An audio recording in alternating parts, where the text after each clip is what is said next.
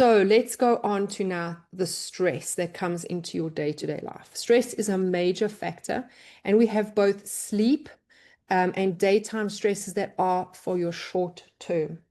And they affect you in two ways. The main body effect is that stress triggers your body's main stress system. So it's your HPA axis is another big word, but it actually affects the system, and that leads to you pumping out more cortisol. So now cortisol is your stress hormone, and that throws off your normal sleep patterns. So you've got stress, you increase your cortisol, now you're going to have a problem sleeping. It ramps up your fight or flight nervous system, making it harder to actually fall asleep. How does it affect you from a mind point of view?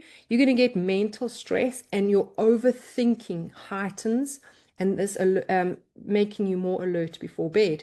And this makes it extra hard to shut off your working thoughts and unwind for sleep. So that's how stress actually affects sleep in itself. A couple of things that you can do if you are just having a moment in time where stress is a big issue, and that is that you can do mindfulness and meditation. Take some time out to actually have some self-care. You can go for a walk in nature, listen to some beautiful music, maybe go for a massage. Your main thing is that you want to increase your melatonin, which is your sleep hormone, and decrease your cortisol, which is your stress hormone. You can use things like deep breathing, and this will help to activate the body's relaxation. And this is going to help you get a better night's sleep. Now, what happens if you've now gone a little bit too long with that same stress and you're now in chronic stress, so long-term stress? This affects the body slightly differently.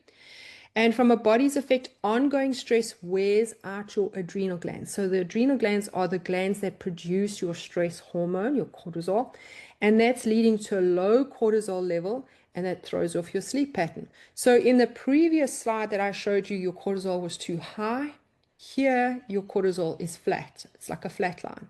And your body slips into a burnout stage where you can't, where you're exhausted, but you can't truly get restful sleep. The energy factories in your cell, which are your mitochondria, they get impaired because they're just like overworked, they're not getting enough. And then this slashes energy and drags out your recovery time. So again, can you see the vital importance of this when it comes to your cancer journey?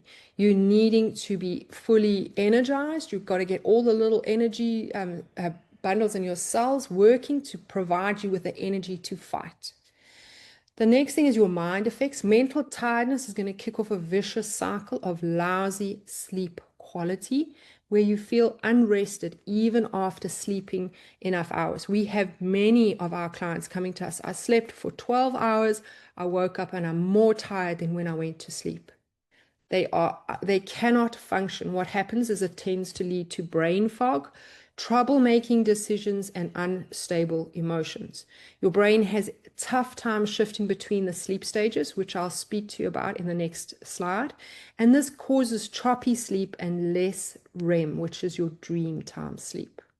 So how do we tackle this? We're going to look at more of a deep system reset. And that's going to be, we're going to need to tackle your cell's energy factories, those mitochondria that we talk about.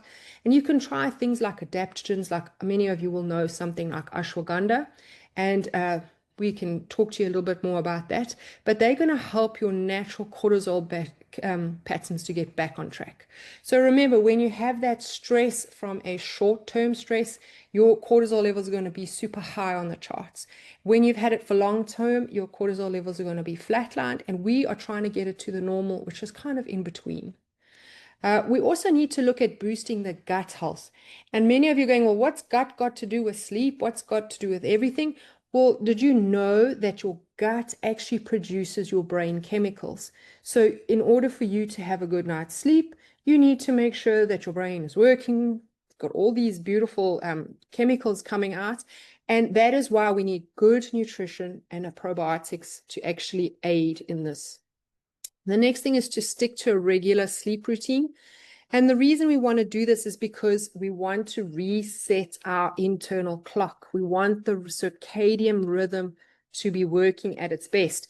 The body's going to go, I mean, how many of you remember, I remember going to school And we had to be up at 7 o'clock in the morning to get ready for school. And then in the summertime, you would wake up every day at 7 o'clock. It would take you forever to get up and I can actually sleep in. Why can't I sleep in? Because your circadian rhythm is set, and we want that for you. The body knows what it's supposed to do when it's supposed to do it. In order for us to actually do both the circadian rhythms and to help with the mitochondrial function, we actually need to supplement things like magnesium, your B vitamins, and the CoQ10s. And this is going to amp up your cellular energy. It's going to give you more energy to fight. It's going to give you more energy to heal. And this is also going to help you build a better resistance to stress.